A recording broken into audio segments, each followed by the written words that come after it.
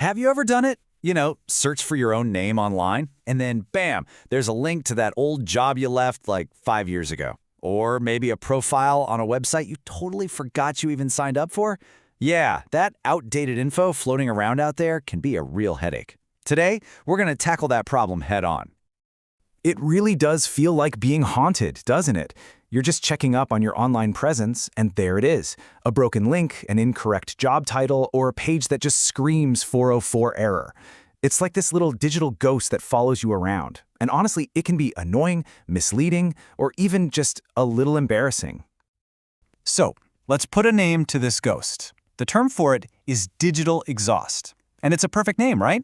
Think of it as the trail of digital breadcrumbs you leave behind as you move around the internet. But over time, some of those breadcrumbs get stale. They lead to pages that don't exist anymore, or have information that's just plain wrong. This is the digital ghost we're here to bust. Okay, so why does this digital exhaust actually matter? Is it really that big a deal? Well, yeah, it can be. Because if you just let it sit there, it can have some real-world consequences for your online reputation. Fuck, these broken links and old bits of info aren't just messy. They can actively work against you. Just imagine a potential employer or maybe a new client finds an outdated profile. It can totally mislead them and create a really negative first impression. But when you maintain a clean digital footprint, that ensures accuracy, protects the reputation you've worked so hard to build, and it just shows you're on top of things. All right, we've defined the problem, we know why it's so important. So now let's get to the good part, the solution. And it all comes down to the Bing Content Removal tool. And that's exactly what this is. It's a key. It's a really accessible tool that Microsoft gives you, empowering you to take direct control over what pops up in Bing search results. And this isn't some complicated thing just for tech wizards. It's designed for pretty much anyone to use. So why this specific tool? Well, for one, it's designed for faster processing.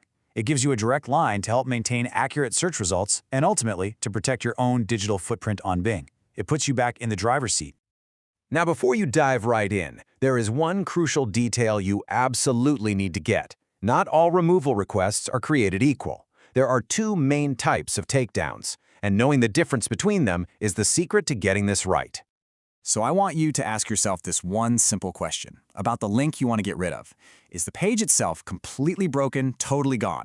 Or is the page still live, but the little summary in the search results is showing old, outdated info? Your answer to that one question decides everything. And this right here, this is probably the most important distinction you need to make. If a link leads to a dead page, a 404 error, then what you need is a content removal. Simple. But, and this is the key, if the page itself is still live and it's just the search summary that's old, that's an outdated cache problem. For that, you need to request cached content removal. You got to choose the right one to get the result you want.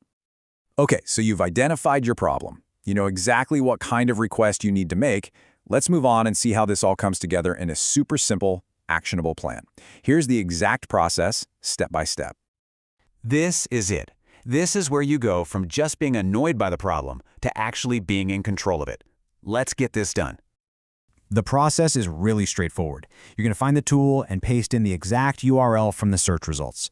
Now to start, you'll select Page Removal for either problem type. After you submit, you can track everything in your history. Okay, now pay super close attention to step 6. This is the pro move. If your request gets denied because the page is actually still live, that's your signal. You just go back and submit a new request, but this time you specifically choose outdated cache removal. All right, just a quick but important heads up here.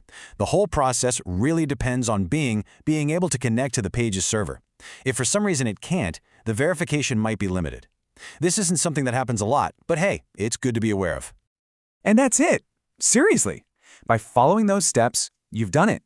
You have successfully taken charge of your digital presence on one of the biggest search engines in the world. It's a pretty powerful feeling, right? Just knowing you have the tools and the know-how to curate how you show up online. So, you've cleaned up your results on Bing. That's fantastic, but it kind of leads to a bigger question, doesn't it? Taking control of your digital identity, well, that's an ongoing thing. Now that you've mastered this, it makes you wonder, what's the next part of your digital footprint you're going to check on and tidy up?